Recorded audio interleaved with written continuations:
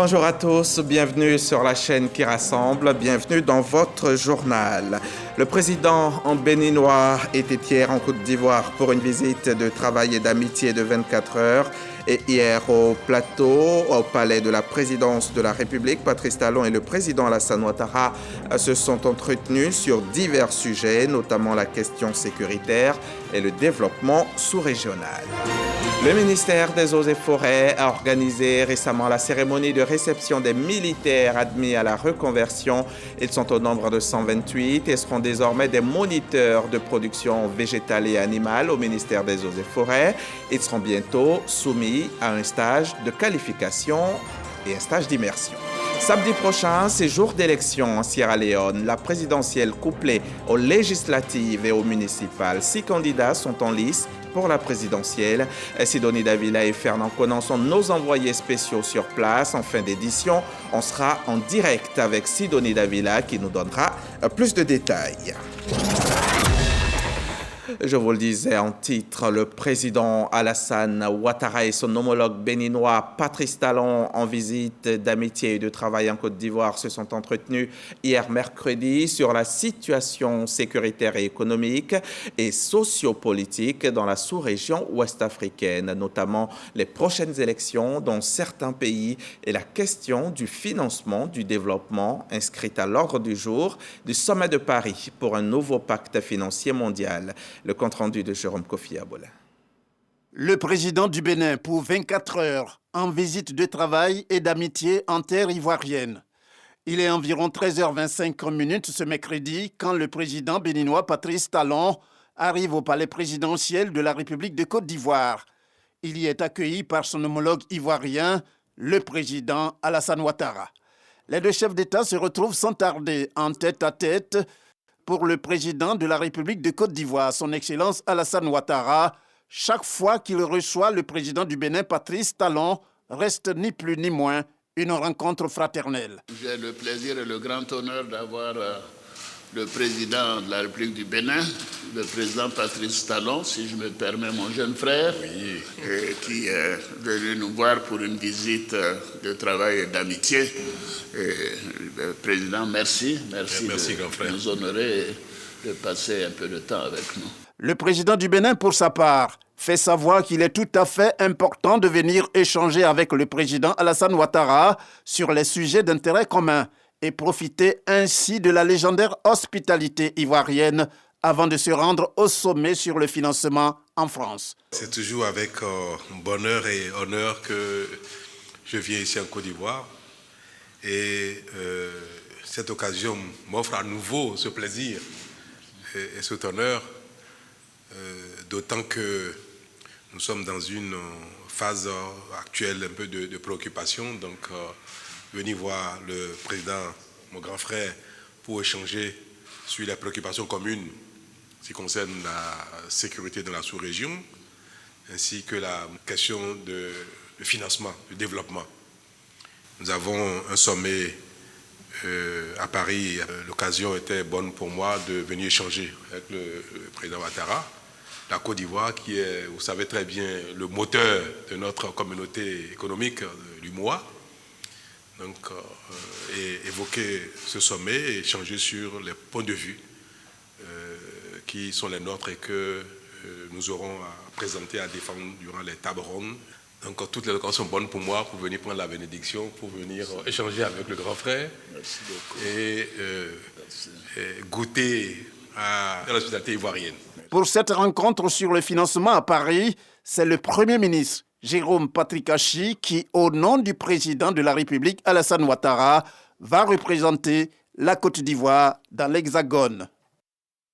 Du côté de l'Assemblée nationale, plusieurs projets de loi ont atterri cette semaine sur la table des parlementaires, notamment la loi portant code de l'eau, celle portant statut du corps diplomatique, celle portant code du statut de la fonction publique et la loi portant code de l'hygiène et de la salubrité. Moussa Konaté, qui a assisté à la séance plénière, nous indique que les textes examinés ont tous été adoptés.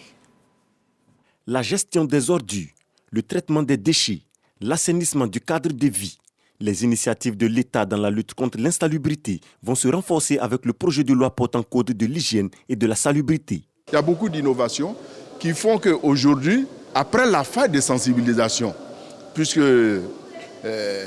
nous avons 1 an pour faire la sensibilisation, pour que les gens... Mais après cette phase-là, la mise en œuvre va être effective avec les différentes brigades de salubrité et des brigades d'hygiène qui vont être créées dans les différents ministères.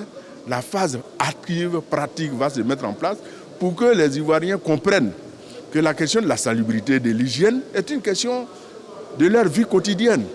La saleté ne fait de bien à personne. Le texte est adopté en plénière par les députés, ainsi que le projet de loi portant code de l'eau et de l'environnement qui apporte un meilleur encadrement dans la protection de l'environnement.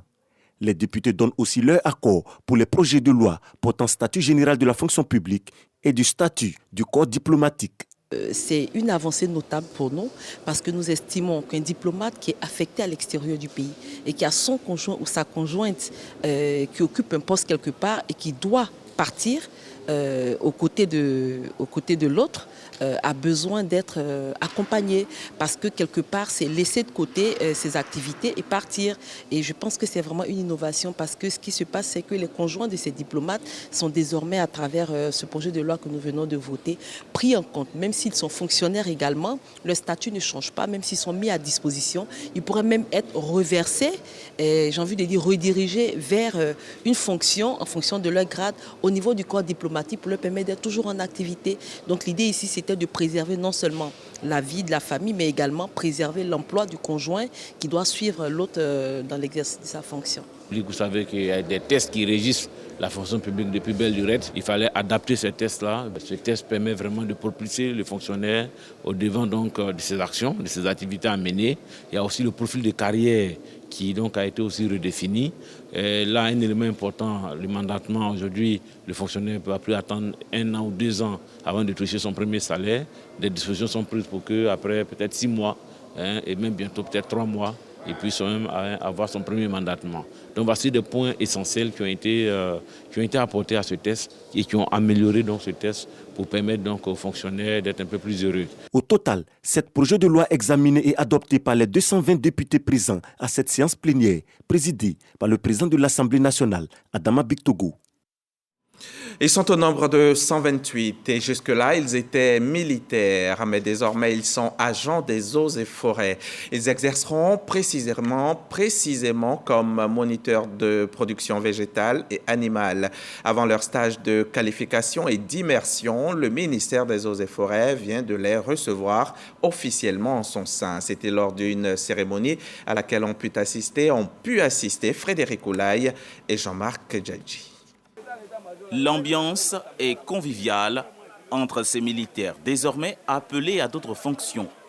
Au nombre de 128, ces soldats intègrent le rang des fonctionnaires des eaux et forêts. De militaires à agents des eaux et forêts, un processus de reconversion qui s'inscrit dans la loi de la programmation militaire. Les militaires convertis dans ces emplois-là ont fait des choix libres, et ce, dans un programme de restructuration de nos ressources humaines.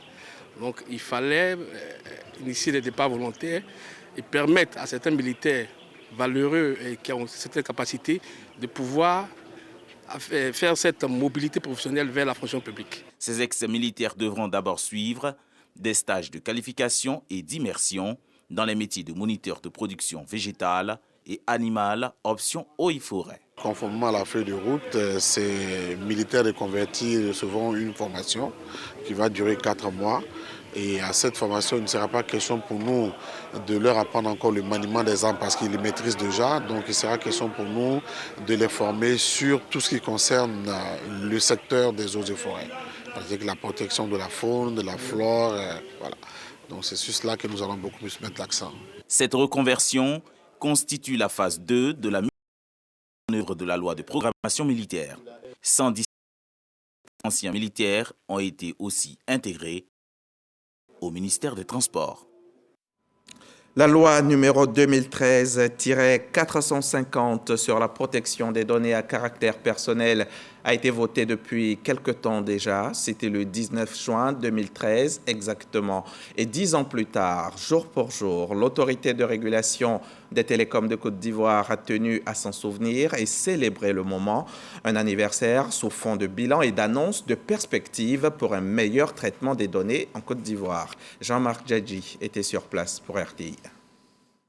En 2013, la Côte d'Ivoire subit une recrudescence de fraude sur les transactions électroniques et les éléments d'identification de personnes physiques. Des cas de cyberfraude qui coûtent 26 milliards de francs CFA de pertes à l'État. Au regard des faits, la loi relative à la protection des données à caractère personnel est mise en vigueur le 19 juin de la même année. En 2023, l'Autorité de régulation des télécommunications de Côte d'Ivoire, ARTCI, célèbre le 10e anniversaire de la promulgation de cette réglementation. Une opportunité pour faire un bilan de ses activités de protection. Des contrôles programmés et inopinés ont été effectués par l'Autorité de protection en 2022 et les premières décisions de sanctions à l'endroit des responsables de structures ont été publiées. Je profite donc de l'occasion pour lancer à nouveau un appel à déclaration à l'endroit des responsables de traitement des secteurs privés et publics, notamment les ministères, les administrations publiques et toutes les entreprises engagées dans le traitement des données à caractère personnel. Et surtout, dans le cadre des projets de dématérialisation de l'administration publique, il faudrait que l'on veille à ce qu'on se mette en conformité avec la loi. La RTCI lance donc à compter de ce jour, en marge de son cadre permanent d'échange, de nouvelles réflexions. Après une décennie, il semblait important de marquer une pause et de faire un bilan, afin de mesurer l'impact que la mise en œuvre de cette loi a eu sur la vie de nos institutions, sur la vie de nos entreprises et encore plus sur le respect de la vie privée de nos concitoyens. Sensibilisation, ateliers et jeux sur la loi relative à la protection des données à caractère personnel sont prévus. La célébration des 10 ans de cette réglementation prendra fin en octobre 2023. Prenons à présent la direction du district autonome de la vallée du Bandama où le ministre gouverneur et une délégation du ministère du Plan et du Développement viennent d'installer un comité chargé du suivi du PND 2021-2025 au niveau du district. C'est un outil qui prendra en compte les attentes des populations pour que la mise en place du comité ait une grosse bouffée d'air frais. D'autres précisions avec Corona Soro de la station régionale RTI Bouaké.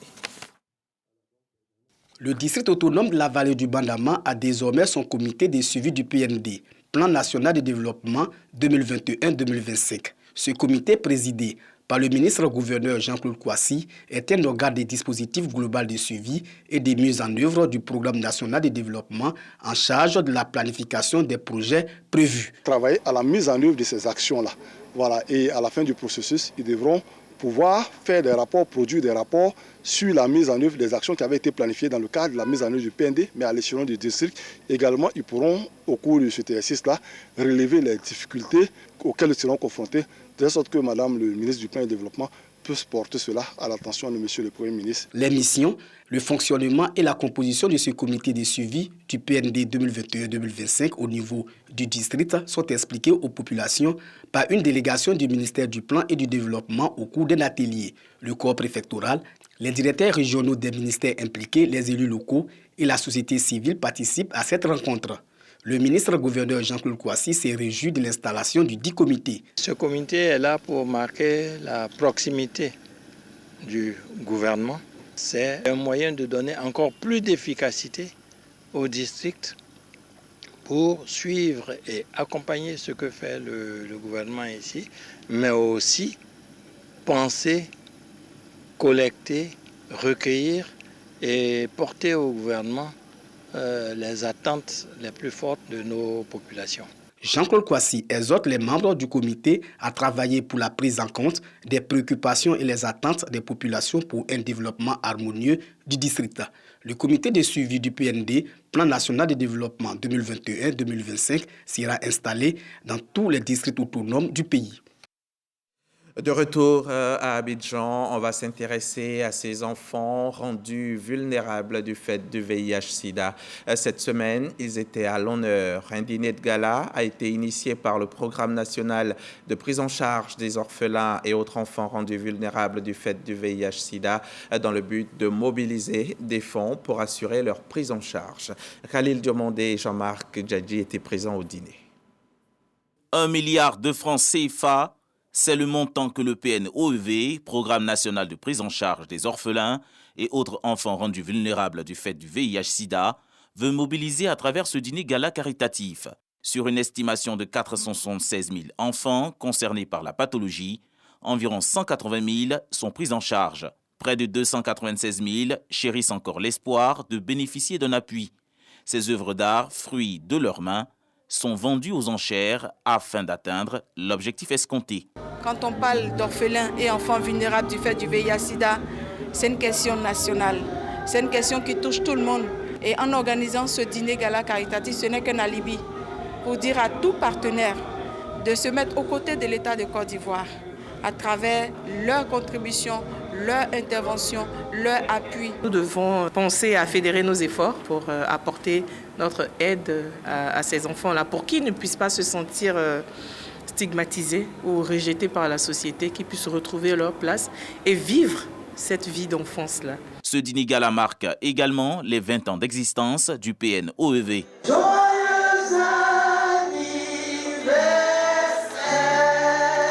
20 ans que l'État de Côte d'Ivoire s'est engagé, par le biais de ce programme, à apporter un accompagnement nutritionnel, médical et éducatif aux enfants et adolescents infectés ou affectés par le VIH-Sida. Et nous allons pousser notre combat plus loin, à pouvoir, pourquoi pas, absorber les plus de 400 000 enfants et les insérer, tout en espérant qu'à l'horizon 2030, VIH-Sida, OEV, vulnérable, rentrera dans l'histoire.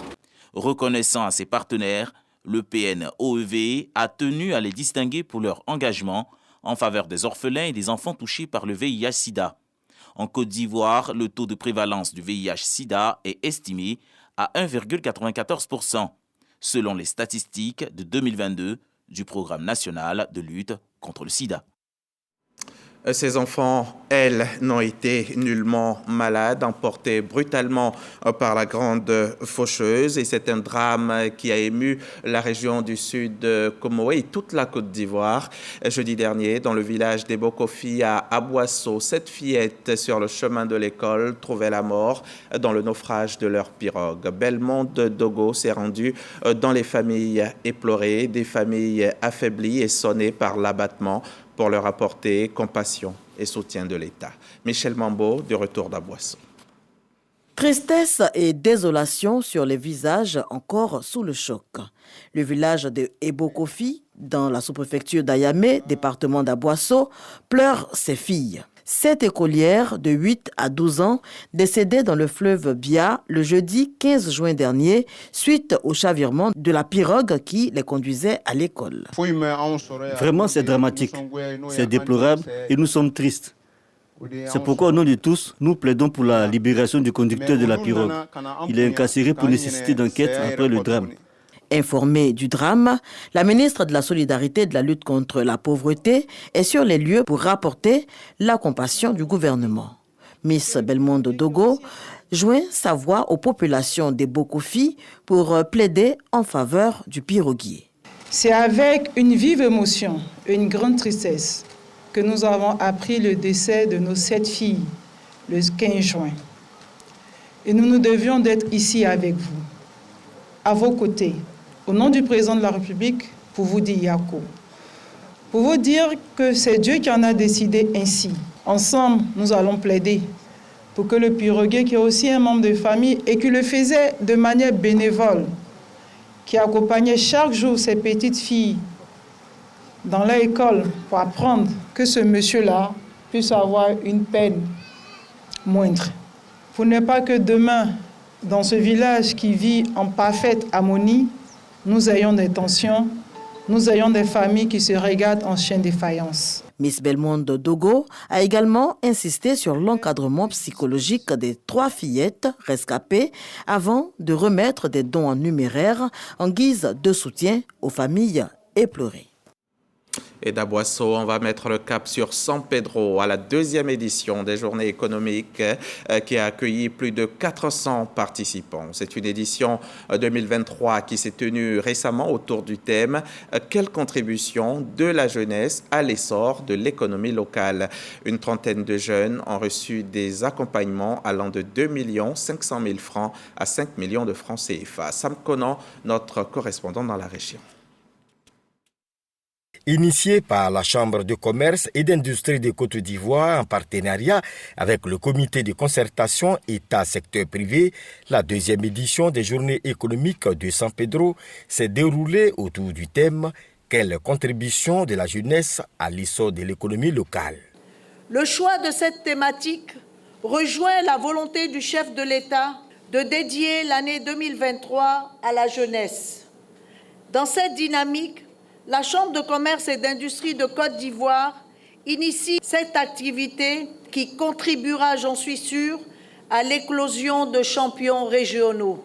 L'éclosion des champions régionaux passe par la plateforme locale de concertation État-secteur privé. Ce dispositif veille au traitement des préoccupations du monde économique de San Pedro depuis l'organisation de la première édition des dites journées. Toutes les rencontres inscrites B2G, B2B au programme de cette 2e édition viennent renforcer le dispositif d'écoute et de traitement des attentes des entrepreneurs de la région. La 2e édition des Journées économiques de San Pedro s'inscrit parfaitement dans la volonté du président de la République de dédier l'année 2023 à la jeunesse. Cette volonté du chef de l'État place la jeunesse au cœur des actions du gouvernement et permet de mesurer les impacts sur le développement socio-économique de notre pays. Dans les faits, 35 jeunes ont reçu symboliquement des chèques qui varient entre 500 000 et 2 500 000 francs CFA. La 2e édition des Journées économiques a pris fin par l'inauguration du siège de la délégation régionale de la Chambre de commerce et d'industrie de San Pedro. Les accompagnements vont donc de 500 000 francs à 2 500 000 francs, comme nous l'indique Sam Conan. On part à Korogo, région du Poro, dans la région septentrionale de Côte d'Ivoire. On va assister à cette rencontre sur l'insertion professionnelle et l'emploi des jeunes. Cela dans le cadre des activités du programme de lutte contre la fragilité dans les zones frontalières du nord du pays. C'est à l'initiative du ministère de la Promotion de la Jeunesse. Le reportage de Kader Sogodogo. Le volet insertion professionnelle et emploi des jeunes est expliqué aux populations à Korogo. Une rencontre dans le cadre du programme de lutte contre la fragilité dans les zones frontalières du nord du pays. L'initiative est du ministère de la Promotion de la Jeunesse, de l'insertion professionnelle et du service civique. Sont concernées par ce programme les régions de la Bagoué, du Bunkani, du Folon, du Kabadougou, du Poro et du Tchologo. Objectif, appuyer la population locale à travers le financement de projets.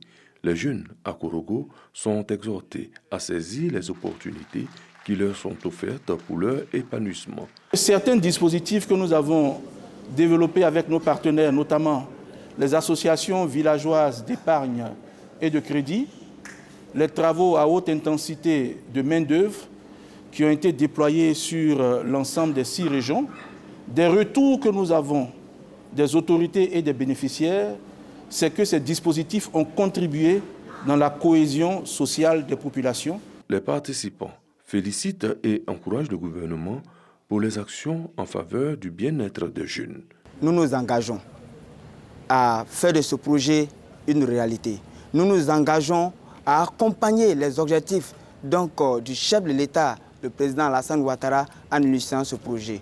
Nous nous engageons à accompagner le coordonnateur de ce projet pour que l'année prochaine, le pourcentage soit plus meilleur que celui de cette année. Lancé en janvier 2022, le programme de lutte contre la fragilité dans les zones frontalières du Nord couvre 6 régions frontalières.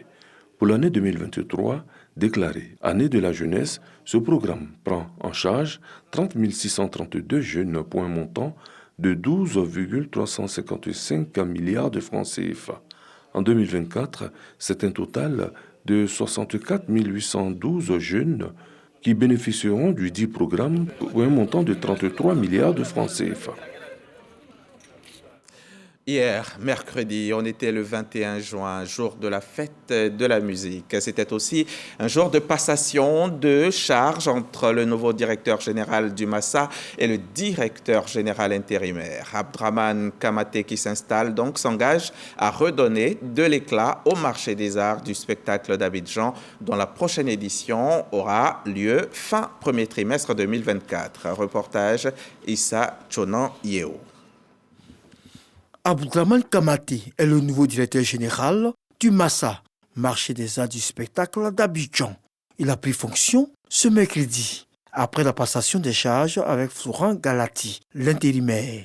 Le directeur du cabinet du ministère de la Culture et de la Francophonie s'est réjoui du choix du nouveau directeur. Le choix repose sur l'expertise de l'homme, sur sa capacité à interagir et la conviction avec laquelle nous sommes parvenus à réaliser la connaissance du secteur et du milieu. Abdraman Kamaté est issu du patrimoine de la culture de Côte d'Ivoire. Abdraman Kamaté, qui connaît bien l'institution, se dit honoré par cette nomination. Retenu après appel à candidature, il assure qu'il mettra tout en œuvre pour être à la hauteur de la tâche. C'est une confiance qui m'oblige à être à la hauteur, qui m'oblige à faire plus et mieux que mes prédécesseurs, même si j'ai conscience que le travail qui a été abattu par ses prédécesseurs est colossal et immense. Madame la ministre de la Culture et de la Francophonie a une vision extrêmement claire de ce qu'elle souhaite que le Massa devienne. Il n'y a pas d'ambiguïté là-dessus. Nous sommes tout aussi importants que le café et le cacao pour la Côte d'Ivoire, parce que nous avons beaucoup à montrer au monde. Et donc cette responsabilité doit nous animer tous les instants et faire en sorte que la Côte d'Ivoire soit au firmament de la création africaine, mais aussi mondiale. C'est le lieu d'indiquer qu'il existe désormais au Massa un poste de directeur général adjoint. Il sera occupé par Chantal Guégué, la fondatrice de la Fabrique culturelle, espace d'expression des talents culturels. Yamoussoukro, la capitale politique de Côte d'Ivoire, abrite depuis le 18 juin dernier la 23e édition de l'Open de golf doté du trophée Félix Houphouët-Boigny, et ce jusqu'au samedi prochain 24 juin. 200 golfeurs venus des 4 coins du monde s'affrontent et le coup d'envoi de cette grande compétition a été donné par le ministre des Sports. Ce coup magistral du ministre Paulin Claude Danhaut marque le top départ de la 23e édition de l'Open de golf de Côte d'Ivoire, doté du trophée Félix Houphouët-Boigny. Le modèle économique que nous souhaitons pour le sport, c'est de faire en sorte que les fédérations fassent preuve d'imagination, recherche des partenaires pour construire l'évolution et la dynamique de la discipline sportive. C'est pourquoi je félicite en ce jour la Fédération ivoirienne de golf qui a pu associer des partenaires, qui a su les fidéliser et qui fait qu'aujourd'hui, le modèle économique tient. Il tient grâce à vous. Merci à vous les partenaires et aux sponsors. Venus d'Afrique, d'Europe et d'Amérique, plus de 200 professionnels s'affronteront pour le prestigieux trophée du 19 au 24 juin à Yamoussoukro. La particularité de cette édition, c'est la forte participation des femmes et la promotion du tourisme autour du thème tourisme, culture, golf et genre. Le golf est un produit d'appel. C'est un produit d'appel touristique. La ville de Yamoussoukro est une ville remplie de symboles. Il était important pour nous d'accompagner encore cette année, et je pense par la grâce de Dieu continuer à accompagner, parce que les femmes sont à l'honneur cette année. Nous enregistrons une très bonne participation des dames golfeurs venues de toute l'Afrique. Les gagnants remporteront 25 millions de francs CFA pour le vainqueur catégorie hommes et 10 millions qui seront distribués entre les dames, dont 3 millions pour celle qui occupera la première place. Vous avez reconnu la voix de Cathy Touré du service autonome des sports. On va retrouver Sidonie Davila en Sierra Leone où se dérouleront samedi prochain les élections présidentielles, législatives et municipales. On est en direct avec elle. Elle est notre envoyée spéciale sur place. Bonjour Sidonie Davila. On sait que le temps est actuellement menaçant, mais situez-nous rapidement le contexte. Quels sont les enjeux de ces élections couplées? Assez rapidement et vous allez vous mettre à l'abri.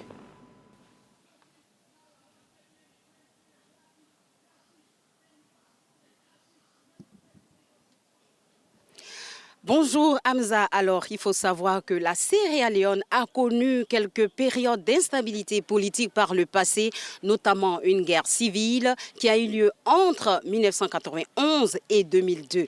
Depuis donc la fin de cette crise, le pays enregistre quelques progrès significatifs vers la stabilité politique et la consolidation de la paix, même si des enjeux majeurs demeurent tels que l'éducation, la santé et la sécurité. Et c'est dans ce contexte que se tient la présidentielle du 24 juin prochain avec 6 candidats en lice, dont 2 principaux, à savoir Samura Kamara du parti APC, All People Congress, et Julius Maada Bio, président sortant, candidat à sa réélection du parti SLPP, sinon SLPP, Sierra Leone People's Party, au grand rendez-vous, donc les grandes chaînes.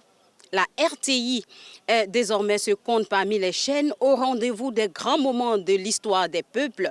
Elle est aujourd'hui en Sierra Leone. Elle sera là pour vous donner toute l'actualité sur la présidentielle du 24 juin prochain qui se tient concomitamment avec les législatives et les municipales.